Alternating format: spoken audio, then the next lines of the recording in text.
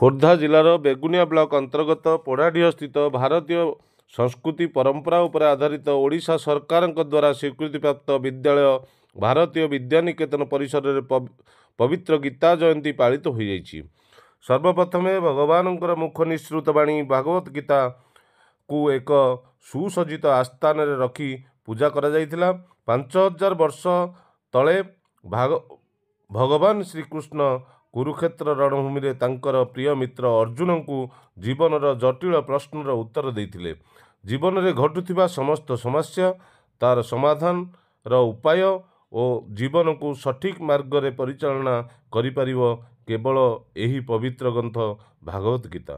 ଯେଉଁ ବ୍ୟକ୍ତି ନିତ୍ୟ ଭାଗବତ ଗୀତା ପାଠ କରିବ ଓ ଭଗବାନଙ୍କର ମୁଖ ନିଃସୃତ ବାଣୀକୁ କିଛିକାଂଶରେ କାମରେ ଲଗାଇବ, ସେ ନିଶ୍ଚୟ ଜୀବନରେ ଖୁସି ପ୍ରାପ୍ତ କରିବା ସହ ସଫଳ ହେବ।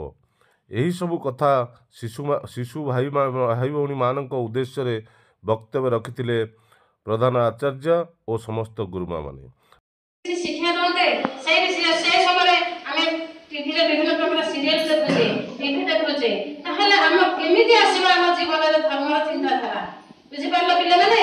ତେଣୁକରି ତମେମାନେ ସମସ୍ତେ ଘରେ ଗୀତା ପାଠ, ସମସ୍ତଙ୍କ ଘରେ ଗୀତା ବହି ଅଛି, ସନ୍ଧ୍ୟାବେଳେ ଗୀତା ପାଠ କର, ଆଉ ତା ଭିତରେ କଣ ଅଛି ତାକୁ ବୁଝ, ବୁଝିକି ନିଜ ଜୀବନରେ ଲଗାଅ।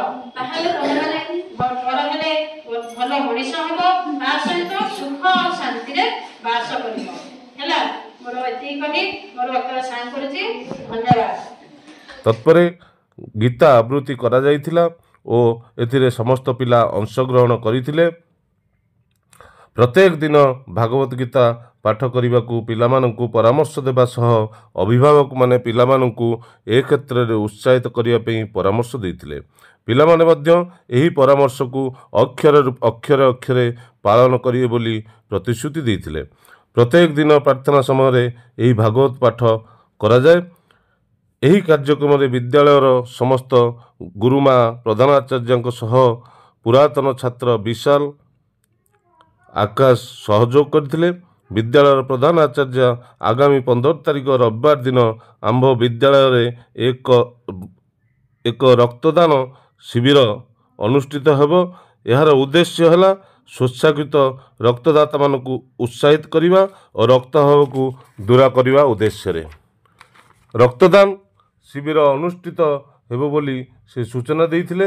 ଏହି ଭବ୍ୟ କାର୍ଯ୍ୟକ୍ରମରେ ଆମ୍ଭ ବିଦ୍ୟାଳୟର ପୁରାତନ ଛାତ୍ରଛାତ୍ରୀ, ଅଭିଭାବକ, ବିଦ୍ୟାଳୟର ଶୁଭେଚ୍ଛୁ ବୃନ୍ଦ ଓ ରକ୍ତଦାନକୁ ବ୍ରତୀ କରିଥିବା ସ୍ୱେଚ୍ଛାସେବୀ ରକ୍ତଦାତାମାନଙ୍କୁ ନିବେଦନ କରିବା ସହ ବିଦ୍ୟାଳୟ ପରିସରରେ ପଦାର୍ପଣ କରି ଏହି କାର୍ଯ୍ୟକ୍ରମଟିକୁ ସଫଳ କରିବା ପାଇଁ ସମସ୍ତଙ୍କୁ ଅନୁରୋଧ କରିଛନ୍ତି। ବ୍ୟୁରୋ ରିପୋର୍ଟ, ଶୁଭ ଖବର।